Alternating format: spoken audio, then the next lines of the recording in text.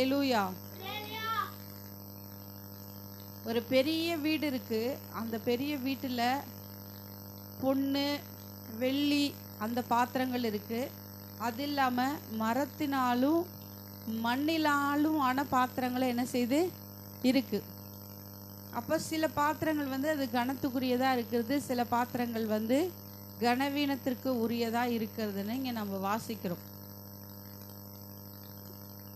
இப்போ ஒரு பாத்திரம் உருவாக்கப்படணும்னா அது என்ன செய்யப்படணும்? மண் பாத்திரம் உருவாக்கப்படணும் அப்படின்னு சொன்னால், இப்போ தங்கத்தால் ஒரு பாத்திரம் உருவாக்கப்படணும் அப்படின்னு சொன்னால் எல்லாரும் இங்கே கவனிக்கணும். இப்போ தங்கத்தினால ஒரு பாத்திரம் உருவாக்கப்படணும்னா முதல்ல அந்த தங்கத்தை என்ன செய்வாங்க? புடமிடுவாங்க. என்ன பண்ணுவாங்க? புடமிடுவாங்க. எதில் போட்டு புடமிடுவாங்களே? நெருப்பில் போட்டு. என்னத்தில்? நெருப்பில் போட்டு அந்த தங்கத்தை என்ன செய்வாங்க? முதல்ல அதை புடமிட்டு அதில் உள்ள தேவையில்லாத அழுக்கு குப்பை அதெல்லாம் எடுத்து க்ளீன் பண்ணோன்னே அந்த தங்கம் எப்படி இருக்கும்? அப்படியே பளிச்சுன்னு அப்படியே தக தக தகன்னு மின்னும். அதுக்கப்புறம்தான் அதை வந்து ஒரு பொருளாவோ இல்லை ஒரு அணிகலனாவோ அதை என்ன செய்வாங்க. அதை என்ன செய்யணும்? நெருப்பில் போடப்பட்டாதான் அது என்ன செய்யும்? பிரகாசமாகும். அதுக்கப்புறம் அதுக்கு ஒரு ஷேப் கொடுப்பாங்க. அதே போல தான் வெள்ளியிலால் பாத்திரம் பொருள் செய்யணுன்னாலும் சரி, பாத்திரம் செய்யணுன்னாலும் சரி, அதையும் என்ன செய்யணும்? நெருப்பில் போடணும். போட்டாதான் அது என்ன செய்யணும்? அதில் உள்ள அழுக்கு அதெல்லாம் என்ன செய்யும்? கிளியர் ஆகி அது ஒரு பொருளாக பயன்படுத்த முடியும். அதே போல் மரத்திலான பாத்திரம் செய்யணும்னா மரத்தை நெருப்பில் போடலாமா? மரத்தை நெருப்பில் போட்டால் அதை என்ன பண்ண முடியாது? அது யூஸ் பண்ண முடியாது. அது கரியாக மாறிடும். இதே மண்ணுனால செய்யணும்னா மண்ணுனால என்ன செய்யலாம்? முதல்ல அதில் தேவையில்லாத குப்பைகளை எடுத்துட்டு மண்ணுனால அந்த பாத்திரத்தை குயவன் செஞ்சிருவார். செஞ்சுட்டு அதுக்கப்புறம் அதை நெருப்பில் என்ன செய்வாங்க? போட்டு சுட்டி எடுப்பாங்க. அந்த நெருப்பில் போட்டு சுட்டு எடுத்தால் தான் பாத்திரம் ஸ்ட்ராங்காக உறுதியாக இருக்கும். அப்படி இல்லாத பட்சத்தில் வெறும் இதுவாக இருந்தால் அது உடஞ்சிரும். வெறும் களிமண்ணால் பாத்திரம் செஞ்சால் விரிசல் விட்டு கீழே விட்டு அது உடஞ்சி உபயோகப்படுத்த முடியாது. அப்போது இரும்புனால் பாத்திரம் செஞ்சாலும் என்ன பண்ணணும்? நெருப்பில் தான் போடணும். நெருப்பில் போட்டால் தான் அது என்ன செய்ய முடியும்? அந்த பாத்திரத்தை உருவாக்க முடியும். இப்படி எல்லாமே நெருப்பில் போட்டு அது வந்து ஒரு பொருள் உருவாகணும்னா அது சாதாரணமாக என்ன பண்ண முடியாது? உருவாக்கப்பட முடியாது. அந்த பொருள் தன்னை உடைக்கிறதற்கு ஒப்பு கொடுக்கணும். என்ன செய்யணும்? உடைக்கிறதற்கு ஒப்பு கொடுக்கணும் அந்த பொருள். இப்போ தங்கமானாலும் சரி, வெள்ளி ஆனாலும் சரி, களிமண் ஆனாலும் சரி, மரமானாலும் சரி, அந்த பொருள் தன்னை உடைக்கிறதுக்கு ஒப்பு கொடுத்தாதான் ஒரு நல்ல பாத்திரமாவோ ஒரு நல்ல பொருளாகவே என்ன செய்ய முடியும்? வர முடியும். இப்போ பொண்ணையும் வெள்ளியையும் மண்ணை என்ன செய்யலாம்? இது பண்ணலாம். ஆனால் மரத்தை என்ன பண்ணுவாங்க? அது மரத்தை கொண்டு போய் மரம் அறுக்கிற மிஷினில் கொடுத்து என்ன செய்வாங்க? அறுத்து அதை வந்து ஒரு சேர் செய்யணுன்னாலும் சரி, ஒரு பாத்திரம் செய்யணுன்னாலும் சரி, அதை உளி வச்சு என்ன செய்வாங்க? செதுக்கி அதை ஷேப் பண்ணி அதை பாலிஷ் பண்ணி அதுக்கப்புறம் தான் ஒரு நல்ல சேராவோ டேபிளாவோ இல்லை ஒரு பாத்திரமாவோ என்ன செய்யும்? வரும். வந்ததுக்கப்புறம் அது என்னென்ன பொருள்னு அந்த பொருளுக்கு தகுந்த மாதிரி அதை நம்ம என்ன செய்வோம்? யூஸ் பண்ணுவோம். அந்த பொருளுக்கு தகுந்த மாதிரி நம்ம என்ன செய்வோம்? அதை யூஸ் பண்ணுவோம். இப்போ வந்து எல்லார் வீட்லேயும் என்ன தட்டில் நம்ம சாப்பிடுவோம்? இப்போது சில்வர் தட்டில் தான் மோஸ்ட்லி என்ன செய்வாங்க? சாப்பிடுவாங்க. பணக்காரங்களாக இருந்தாலும் சரி, ரொம்ப ஏழையாக இருந்தால் அலுமினிய தட்டில் சாப்பிடுவாங்க. நிறைய பேர் இலையில் சாப்பிடுவாங்க. ஆனால் ரொம்ப பணக்காரங்க தான் வெள்ளி தட்டு தங்கத்தட்டில் என்ன செய்வாங்க? சாப்பிடுவாங்க. ஆனால் நிறைய வீட்டில் என்ன செய்வாங்க? நார்மல் தட்டில் தான் என்ன செய்வாங்க? சில்வர் தட்டில் தான் சாப்பிடுவாங்க. இல்லைன்னா பீங்கான் தட்டில் சாப்பிடுவாங்க. இல்லை செராமிக் தட்டில் சாப்பிடுவாங்க. ஆனால் அடிக்கடி நம்ம உபயோகப்படுத்துகிற பொருள் என்னவா இருக்கும்? குழம்பு கரண்டி, சட்டி, சோறு வைக்கிறதுக்கு குண்டா, இந்த மாதிரி பொருள் தான் என்ன செய்வோம்? அடிக்கடி நம்ம யூஸ் பண்ணுவோம். குடிக்கிறதுக்கு கிளாஸு, சொம்பு, இதெல்லாம் நம்ம யூஸ் பண்ணுவோம். சில பொருளை என்ன செஞ்சுருவோம்? ஷோகேஸில் கொண்டு போய் வச்சுருவோம். இப்போ நமக்கு யாராவது பித்தளையிலையோ இல்லை சில்வர்லேயோ கிஃப்ட்டு கொடுத்தா அதை எங்கே வைப்போம்? ஷோகேஸில் தானே வைப்போம். அடிக்கடி யூஸ் பண்ணுவோமா? அடிக்கடி என்ன பண்ண மாட்டோம், அது யூஸ் பண்ண மாட்டோம். ஏன்னா அது காஸ்ட்லி, அது யூஸ் பண்ண மாட்டோம். அப்போ அந்த யூஸ் பண்ணாத பொருள்னால நமக்கு எதாவது இருக்கா? அதை பார்த்து நம்ம அழகுப்பட்டுக்குவோம். அழகாக இருக்குது, நல்லா இருக்குது அப்படின்னு சொல்லிட்டு நம்ம என்ன செய்வோம்? அது சந்தோஷப்பட்டுக்குவோம். ஆனால் அடிக்கடி உபயோகப்படுத்துகிற அந்த பொருள்னால தான் பிரயோஜனம் உண்டாகும். அடிக்கடி உபயோகப்படுத்துகிற பொருளாக நம்ம என்ன செய்யணும்? இருக்கணும்னு தேவன் என்ன செய்கிறாரு? விரும்புகிறார். இப்போ நம்ம வீட்டில் அடிக்கடி என்னத்தை உபயோகப்படுத்துவோம்? சொம்பு, தட்டு, கிளாஸு, கரண்டி, குழம்பு கரண்டி, இதுதான் அடிக்கடி நம்ம உபயோகப்படுத்துவோம். மற்ற பொருள்லாம் தேவைக்கு எடுப்போம், மற்ற டைம் அது பாட்டுக்கு தூங்கும். எவ்வளோ பொருள் வீட்டில் இருந்தாலும் சில பொருள் தான் அடிக்கடி ரெகுலராக நம்ம யூஸ் பண்ணுவோம். அப்போது இன்றைக்கு தேவன் நம்மளையும் அப்படி தான் என்ன செய்கிறாரு? விரும்புகிறார். ஒரு பெரிய வீடுனா என்ன? பெரிய வீட்டில் எல்லா பொருளும் இருக்குது. அதே போல் பெரிய வீடுனா இந்த உலகம். இந்த உலகத்தில் இருக்கிற நம்மலாம் ஒரு பாத்திரங்கள். சொல்லுவாங்கள்ல நாடகத்தில், இந்த கதாபாத்திரம் அப்படின்னு சொல்லுவாங்கள்ல, அதே போல் ஒவ்வொரு பாத்திரங்கள்.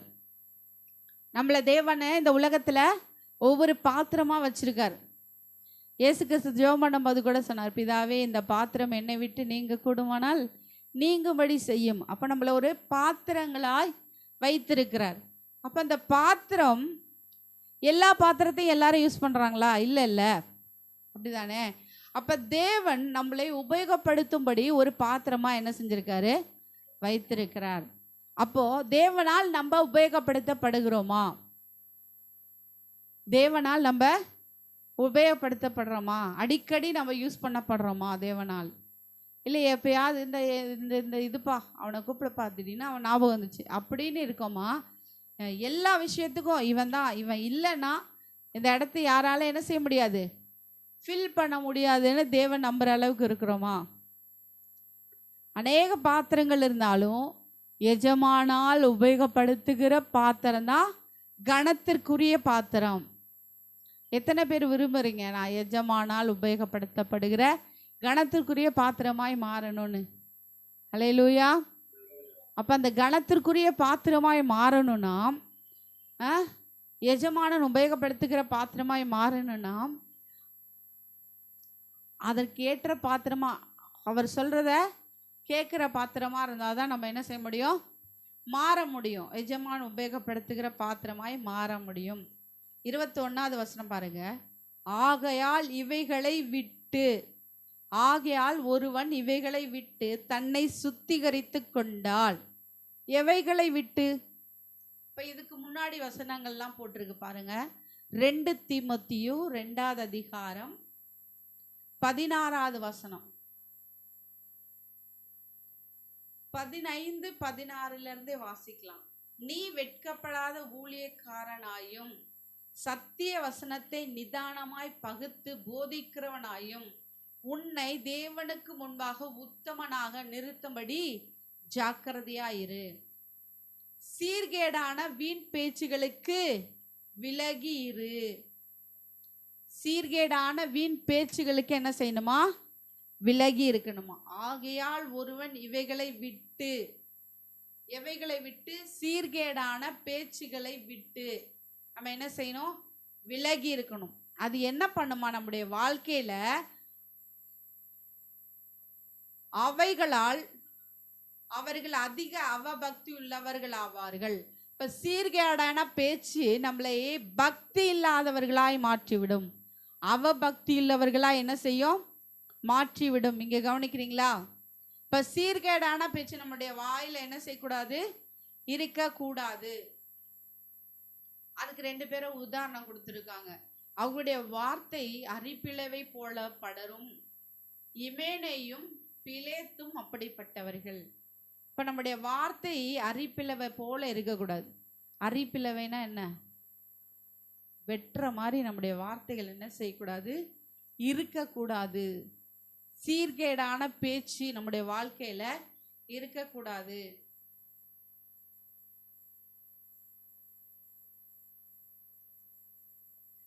அடுத்து அவங்க சத்தியத்தை விட்டு விலகி விசுவாசத்தை என்ன செய்யறாங்க, கவிழ்த்து போடுகிறாங்களாம். அப்படி நம்ம என்ன செய்யக்கூடாது, இருக்கக்கூடாது.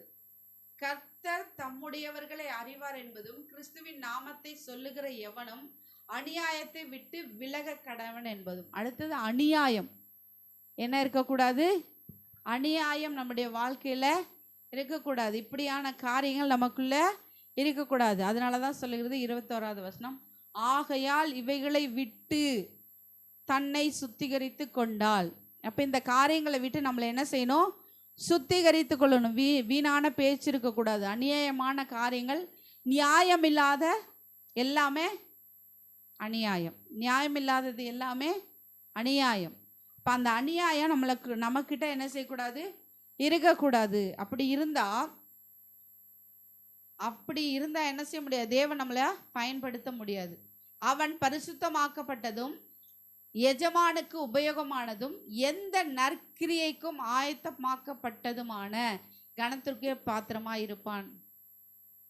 அப்போ இவைகளை விட்டு நம்மளை சுத்திகரித்து கொண்டால் மட்டும்தான் எஜமான் உபயோகப்படுத்துகிற பாத்திரமாய் மாற முடியும்.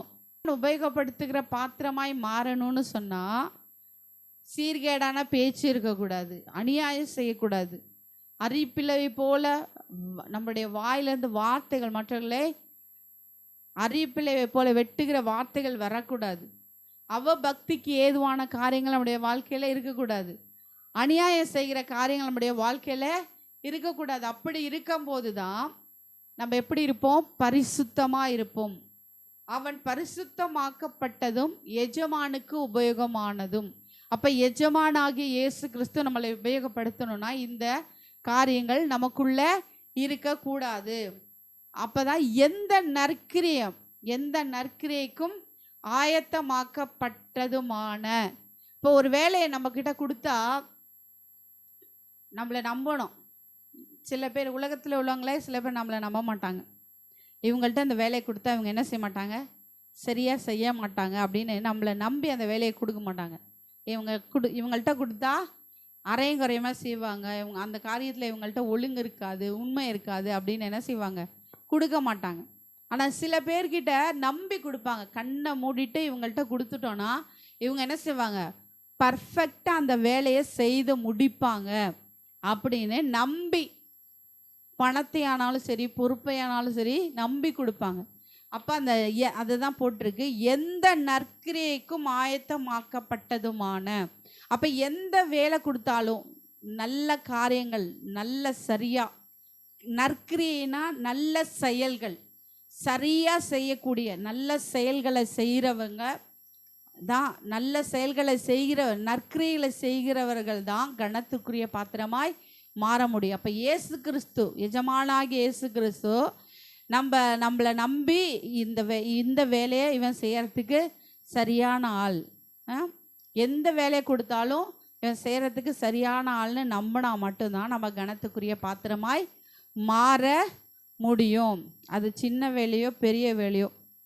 இவங்கிட்ட இந்த பாயை போட சொல்லி சொன்னால் பாயை என்ன செஞ்சிருவாங்க, நீட்டாக போட்டு பார்க்கும்போதே அழகாக இருக்கிற மாதிரி போட்டுருவாங்க. ஒரு சேரை போட சொல்லி சொன்னால் நீட்டாக நல்ல ரோ படி, அது சின்னதோ பெருசோ சூப்பராக போட்டுருவாங்க அப்படின்னு நம்புகிற அளவுக்கு நம்ம என்ன செய்யணும், நடக்கணும். எனக்கு பெரிய வேலை கொடுத்தா நான் செய்வேன் அப்படின்றதெல்லாம் இல்லை. எஜமானாகிய இயேசு கிறிஸ்து நமக்கு கூட்டுற வேலை கொடுத்தாலும் சரி, பாய் போடுற வேலை கொடுத்தாலும் சரி, என்ன எந்த வேலை கொடுத்தாலும் நான் மைக்கு பிடிச்சாதான் அப்படின்லாம் இல்லை. எஜமானாகிய இயேசு கிறிஸ்து நமக்கு எது கொடுத்தாலும் அதை நம்ம சரியாக செய்யணும்.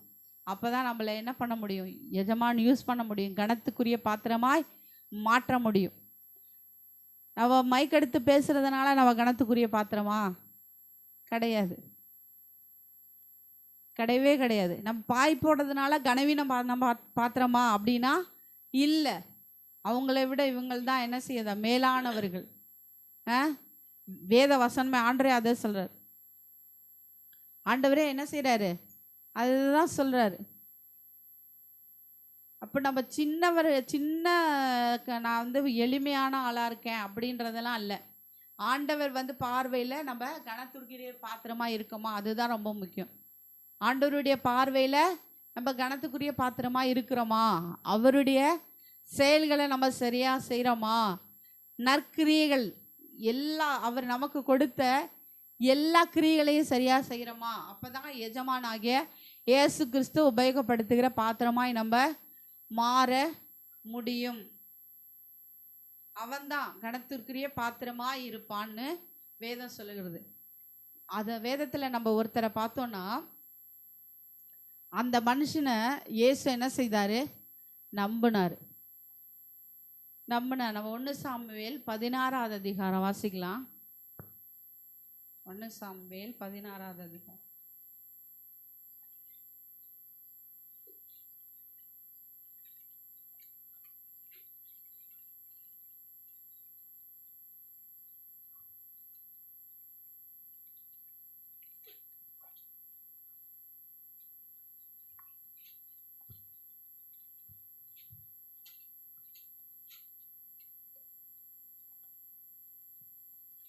இப்போ சவுல், ஆண்டவர் வந்து முதல் ராஜா சவுலை ஏற்படுத்தி வச்சிருந்தார். அந்த சவுல் வந்து தேவனை பிரியமில்லாத காரியங்களை செய்து தேவனை என்ன செஞ்சிட்டாரு?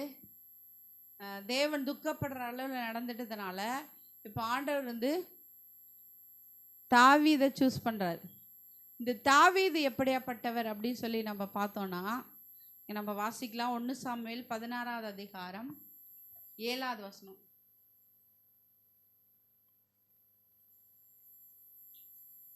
3வது வசனத்திலிருந்து வாசிக்கலாம். ஈசாயை பலிவிருந்துக்கு அழைப்பாயாக, அப்பொழுது நீ செய்ய வேண்டியதை நான் உனக்கு அறிவிப்பேன். நான் உனக்கு சொல்லுகிறவனை எனக்காக அபிஷேகம் பண்ணுவாயாக என்றார். கர்த்தர் சொன்னபடியே சாமுவேல் செய்து பெத்லகேமுக்கு போனான். அப்பொழுது அவ்வூராரின் மூப்பர் தத்தளிப்போடு அவனுக்கு எதிர்கொண்டு வந்து, நீர் வருகிறது சமாதானமா என்றார்கள். அதற்கு அவன், சமாதானம்தான், கர்த்தருக்கு பலியிட வந்தேன். நீங்கள் உங்களை பரிசுத்தம் பண்ணிக்கொண்டு என்னுடைய கூட பலிவிருந்துக்கு வாருங்கள் என்றான். மேலும் ஈசாயையும் அவன் குமாரரையும் பரிசுத்தம் பண்ணி அவர்களை பலிவிருந்துக்கு அழைத்தான்.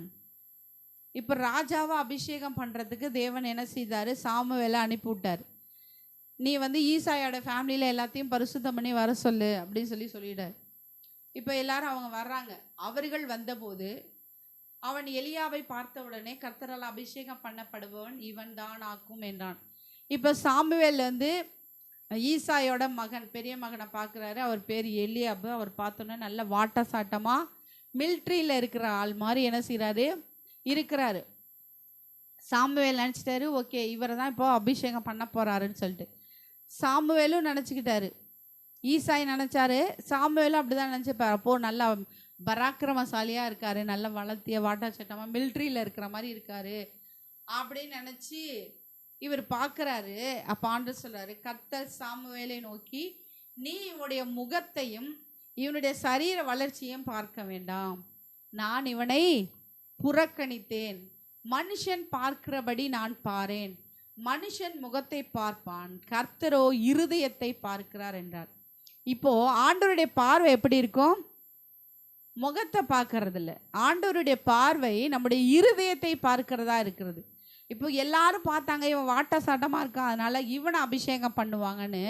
ஆனால் ஆண்டவர் சொல்லிட்டாரு, இவன் கிடையாது அப்படின்னு. அடுத்தது அவனோட சகோதரன் அபினதாப் போகிறாரு. அப்போது ஆண்டவர் பார்த்துட்டு, இல்லை இவனும் இல்லை, இவனை நான் தெரிந்து கொள்ளலைன்னு சொல்லிட்டாரு. அடுத்து சம்மா வராரு, சம்மாவும் இல்லைன்னு சொல்லிட்டாரு. இப்படி 7 பேரும் போயிட்டாங்க. கர்த்தர் இவர்களை ஒருத்தனை என்ன செய்யலை, தெரிந்து கொள்ளலைன்னு சொல்லி ஈசாயிட்ட சொல்லும் போது, ஈசாய் சொல்லணும்ல, எனக்கு இன்னொரு மகன் இருக்கான், அவனை வர சொல்லட்டுமான்னு. ஆனால் இந்த ஈசாய் சொல்லவே இல்லை. இந்த ஈசாய்க்கு அவனுடைய பார்வையில் தாவீதை ஒரு பொருட்டாவே நினைக்கல. அவன் என்ன சின்ன பையன், அவனுக்கு ஒன்றும் தெரியாது, அவன் சும்மா ஆடு மேய்க்கிறதுக்கு தான் லாய்க்குன்னு ஈசாயோட மைண்ட் செட் என்ன, அவனுக்கு எதுக்கும் லாய்க்கு இல்லைன்னு அவன் நினச்சிட்டு தாவீதை பற்றி சொல்லவே இல்லை சாமுவேல் கிட்ட. இப்போ சாமுவேல் தான் கேட்குறாரு, என்ன கேட்குறாரு, உன் பிள்ளைகள் இவ்வளவுதானா என்று ஈசாயை கேட்டான். அதற்கு அவன், இன்னும் எல்லாருக்கும் இளையவன் ஒருவன் இருக்கிறான், அவன் ஆடுகளை மேய்த்து கொண்டிருக்கிறான் என்றான். அப்போ இவனுடைய மைண்ட் செட் என்ன, அவன் சின்ன பையன், அவன் ஆடு மேய்க்கிறான், அவனெல்லாம் என்ன, இவங்க எல்லாம் மிலிட்ரியில் இருந்தாங்க, இவங்க தான் சரியான ஆள் அப்படின்னு நினச்சிட்டு இவன் நினச்சிட்டு இருக்கான். ஆனால் ஆண்டவருடைய பார்வை வேற. இப்போ சொல்கிறார், அப்பொழுது சாமுவேல் ஈசாயை அழைப்பி, அவன் இங்கே வருமட்டும் நான் பந்தி இருக்க மாட்டேன், நீ அவனை கூப்பிட்டு வர்ற வரைக்கும் நான் சாப்பிட மாட்டேன் அப்படின்னு சொல்லிட்டு உட்காந்துருக்கார்.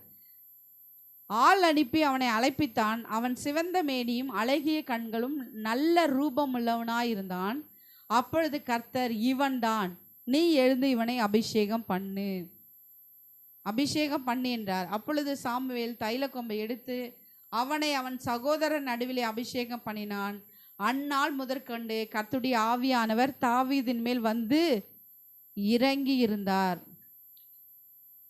ஹல்லேலூயா, ஹல்லேலூயா, ஹல்லேலூயா. ஆண்டவருடைய பார்வை யாரை தேடி இருந்தது? ஆடு மேய்ச்ச சாதாரண ஒரு தாவீது. அவர் சொல்லிட்டார்ல, ஃபர்ஸ்டே சொன்னார்ல, நீ சரீர வளர்ச்சியை பார்க்குற, மனுஷன் முகத்தை பார்க்கிறான், நானும் என்ன செய்கிறேன், இருதயத்தை பார்க்கிறேன் அப்படி சொன்ன தேவன் ஏன் தாவீதை செலக்ட் பண்ணார் தெரியுமா? ஆனால் அவனுடைய இருதயம் எப்போவும் தேவனோடு இருக்கும். அவன் ஆடு மேய்ச்சாலும் அவனுடைய இருதயம் எங்கே இருக்கும்?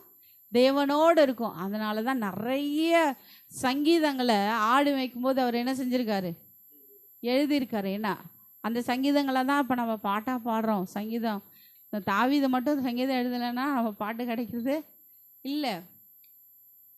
அநேக பாடல்களை தேவனோடு அந்த உறவில் தாவீது என்ன செய்வார், இருப்பார். அதனால தான் தாவீதை பற்றி ஆண்டவர் சொல்றாரு, என் இருதயத்துக்கு ஏற்றவன்.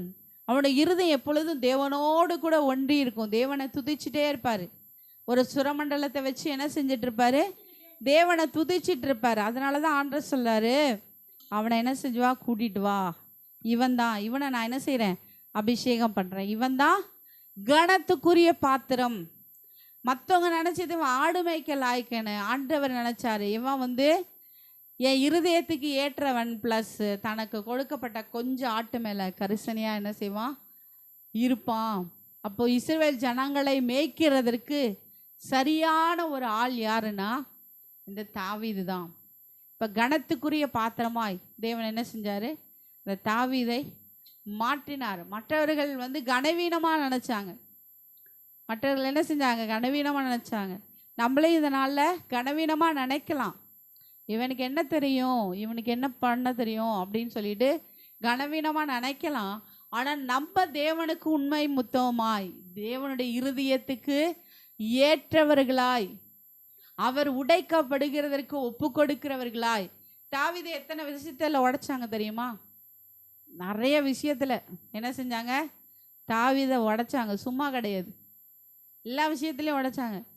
அப்போது ஒரு தடவை அண்ணே அவங்க அண்ணன்ட்ட சொல்கிறான், அண்ணே இந்த மாதிரி ஒரு சிங்கம் வந்துச்சு, ஒரு கரடி வந்துச்சு, அதை நான் என்ன செஞ்சேன், அடிச்சு கொண்டேன்னு. எப்போடா அப்படி சொல்லிட்டு அசால்ட்டா, ஒரு சிங்கம் வந்தால் நம்ம முன்னாடி நிற்போமா, ஓடிடுவோம். கரடி வந்தால் ஓடிடுவோம்.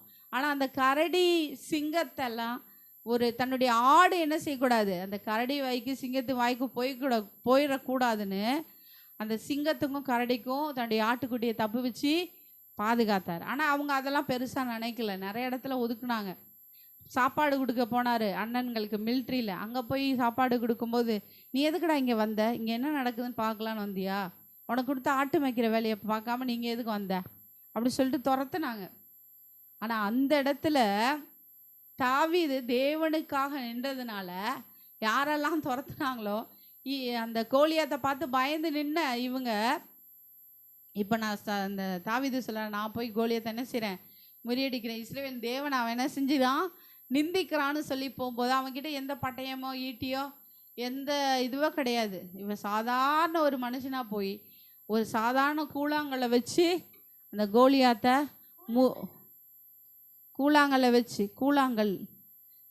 வச்சு முறியடித்து அவனோட பட்டயத்தினாலே அவனை வெட்டி அவனை கொன்று அவனுடைய தலையை தூக்கிட்டு வந்தான். அப்போ அந்த அளவுக்கு கர்த்தர் தாவீதை என்ன செஞ்சாரு? கனம் பண்ணினார். அப்போ எஜமானன் உபயோகப்படுத்துகிற பாத்திரமாய் தேவன் தாவீதை என்ன செஞ்சாரு? மாற்றினார். ஆடு மேய்ச்ச அவனை அரசனாய் மாற்றினார்.